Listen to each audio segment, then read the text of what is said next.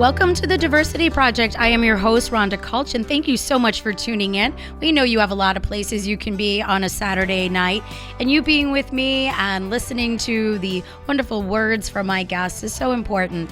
Of course, today's episode, we're hoping is going to be really inspiring for all those people that are in the music and entertainment industry.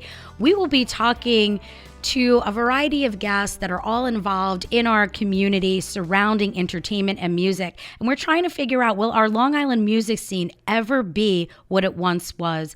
This week on the Diversity Project, we'll be speaking with industry professionals about the business, and here they are overcoming this particular industry crash. We are so excited to have on this week's show Paul Mahas, Tiffany Castillo, Steve Harper, and a newly released Nozca Plate. So in studio tonight, we have our first guest, which we are bringing in. We have Nozca Plate. They are a local band, just recorded their first album, and we are so excited to hear what they have to say. So in studio, we have with us Zachary Marino and Logan Brennan. Welcome. Hello. Hello.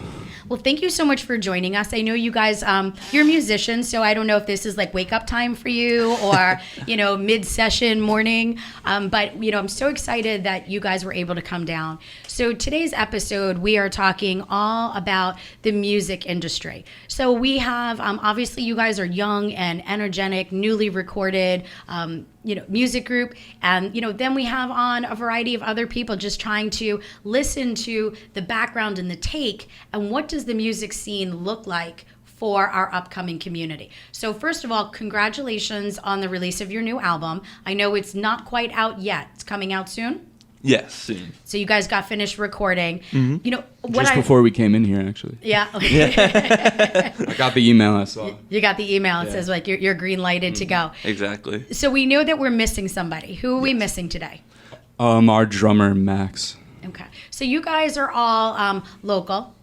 From what I know about your background, you're all from Miller Place, 23 years old, and you guys have been kind of rocking it since middle school? Yep, 7th grade to be exact. So did you guys do like talent shows together? Is that, We played out pretty early, actually. Yeah. Just we would just play like cover songs. We were like 14, just the three of us. So you had a good time? Oh, yeah. I think we got paid more than we do now, honestly.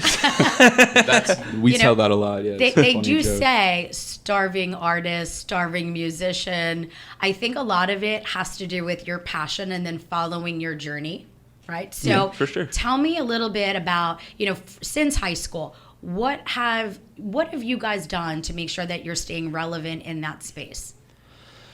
I guess we try to keep putting out content.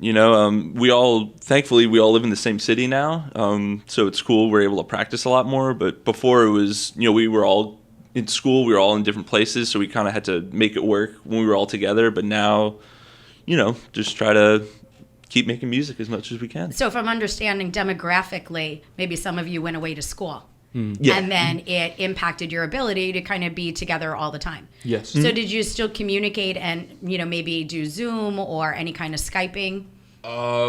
We would text each other every so often, and then we would meet up.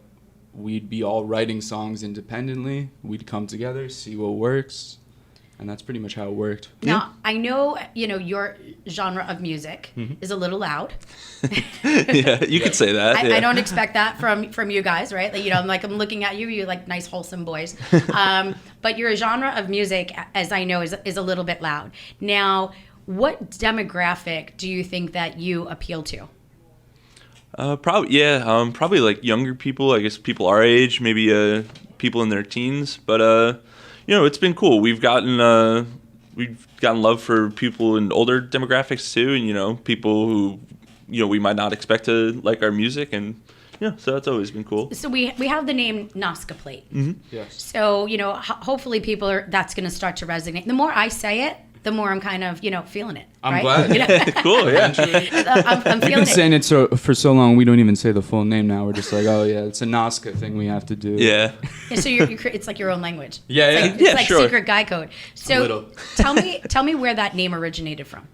It just comes from, I was looking at maps of fault lines that have to do on the earth, and Was Nozca. this during your school years? Yeah, I was Like in college. geometry? Yeah, Okay. I was probably looking. I think I had to come up with a name, and somehow I was like, oh, I like the word Nozca, and then it's like, oh, Nozca Plate. That's like a thing that exists. Like we were saying, baby, Yeah. it's like a baby name from a Exactly, movie yeah. or a book, Yeah. right? And eventually So- it just sticks.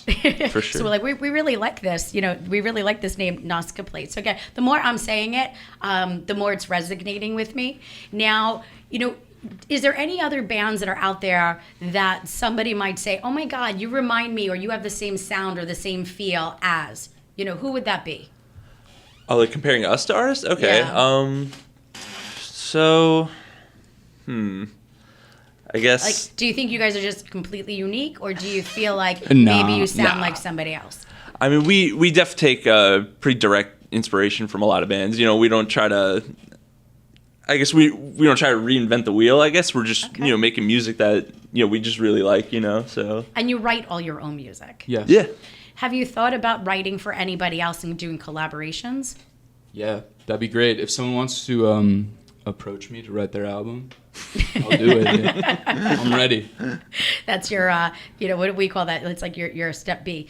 Exactly. Which is awesome, because I think it's just as important to have good lyrics and, musical ability. And a lot of times you could have a wonderful artist with a beautiful singing voice, but they don't have that artistic ability to be able to write music. Yeah. Sure. Yeah. Right. That happens, So we yeah. need people like you who know how to write music that could still keep things relevant and, fun and energetic. So I definitely tell you that I could appreciate that. So obviously we are in, I don't know what we call where we are right now with COVID, with this pandemic. Honestly, I don't know what word would be appropriate. Are we on the tail end? Are we still in the height of?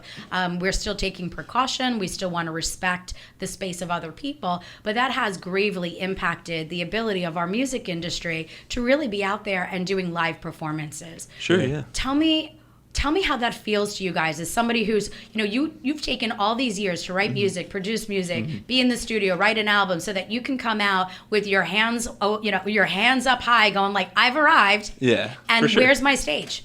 Yeah. That's a good point. So, Yeah. So tell me what you're trying to do right now. Like, how do you stay relevant, and how do you maintain or, know when something is opening up that might become an opportunity for you?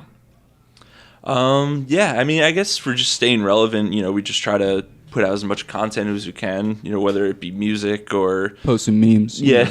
Yeah. We do. Yeah. With Everyone plenty of loves that too. Yeah. Yeah, I don't know, just staying relevant. We haven't played since March, Yeah. I think was the like last show right we played. before Yeah. everything locked down. Yeah. So yeah, it's been a while. Where would somebody normally see you? Are you playing more local bars or maybe local colleges? A little of everything. I mean, we'll at this point, especially, we'll take whatever we can get. Before all this, we were kind of playing. We would play local bars around here if we wanted to, or like around colleges, or we play Yeah. people's houses more times than I can even count. Yeah, a lot of house shows. Yeah. It's stuff like that, I guess. We have a guest coming up. Her name's Tiffany Castillo, and she put together this festival called 6 Feet Apart. Whoa. Oh, okay. And, she was able to, bring a lot of local bands and artists together for these online festivals. Oh, cool, Have you yeah. heard about any of these Yeah, before? we've seen a lot of that popping up. Yeah. We're interested in doing like a live stream type of thing at some point. I just want it to be, I don't know, I feel like it's different than actually seeing music live like that, but I just want to find a good way to present it where no one's bored. Like, it's hard to, once again, going with getting your attention, it's hard to get Yeah. someone to watch like half-hour set of you playing. For sure. Yeah. No, I absolutely understand that. Well, listen, I tell all my guests, I'm going to tell you, for those people that are listening right now, don't worry about where you're going to be able to find Nozca Plate. We will have all of their information directly on our website. So if you go to thediversityprojectli.com, we will have a listing of all of the information of not just Nozca Plate, but all of the guests that we will have on today's show. And of course, we would love to make sure that our listeners, maybe the children of our listeners, look them up, because these are the next generation of our artists. These are the people that are out there entertaining us, keeping us entertained, and most importantly, young artists like this, they're teaching people about being good community people and staying relevant and going out and doing things and following your dreams and following your passions. So I thank you boys so much for coming in today. I wish you guys nothing but the best success, and we're going to make sure that we follow your journey.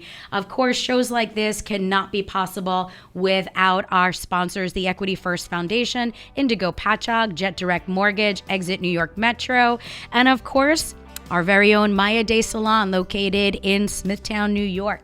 So if you have any questions or you have ideas for future shows, catch us on our website. Send me a message, thediversityprojectli.com. Stay tuned for our next guest. We appreciate you staying with us tonight.